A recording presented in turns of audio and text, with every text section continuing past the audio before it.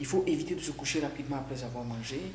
Si on est constipé, il faut se faire prendre en charge pour la constipation pour qu'il n'y ait pas de blocage à la descente des aliments.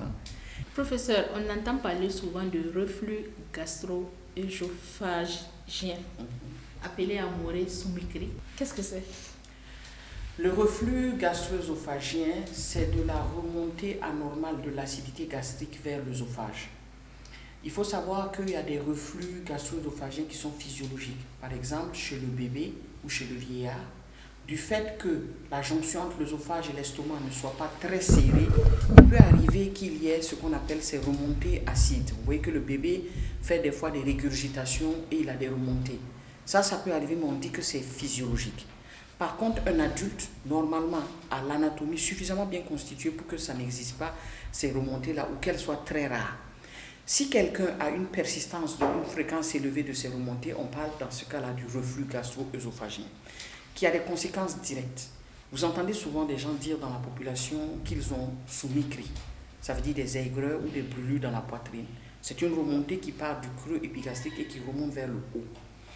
Ces brûlures-là donc sont liées au fait de l'acidité, comme je vous ai dit, et sachez que quand quelqu'un mange, il y a de l'acidité qui est sécrétée pour la digestion. Tant que la personne est en position assise et qu'il mange, l'acidité ne peut pas refluer vers le haut. Par contre, après avoir mangé, si la personne se couche immédiatement, il y a un changement de position qui favorise cette remontée-là et qui crée ces brûlures pendant la digestion. C'est pour ça qu'on dit aux gens de rester assis pendant 2 à 3 heures après un repas avant de se coucher. D'où le fait de dire aussi de ne pas faire des repas tardifs. Parce qu'en mangeant tard, on est plus proche du fait de se coucher. Donc, en mangeant par exemple à 20 heures, vous avez le temps de suivre le journal parlé, de digérer correctement, et 3 heures après, 2 heures après de vous coucher. Là, il n'y a plus beaucoup d'acidité qui pourrait refluer et vous brûler. Mais en faisant des repas tardifs, vous allez avoir ces brûlures-là en vous couchant et ces remontées acides. Mais est-ce qu'on peut soigner ces brûlures? Oui, il y a des médicaments complètement dirigés contre cette acidité. Déjà, il faut avoir l'hygiène de vie dont j'ai parlé. Il faut éviter de se coucher rapidement après avoir mangé.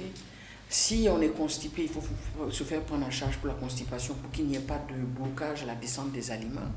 Et il faut utiliser ces médicaments-là qui sont dits des antiacides contre l'acidité pour empêcher l'agression de la muqueuse œsophagienne.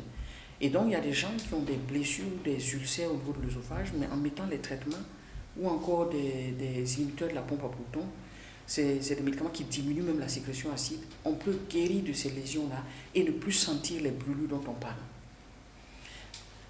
Dans la vie courante, il y en a qui consomment certains aliments, par exemple du lait. Quand les gens ont des brûlures nocturnes, il y en a qui se lèvent, ils consomment du lait, des produits alcalins.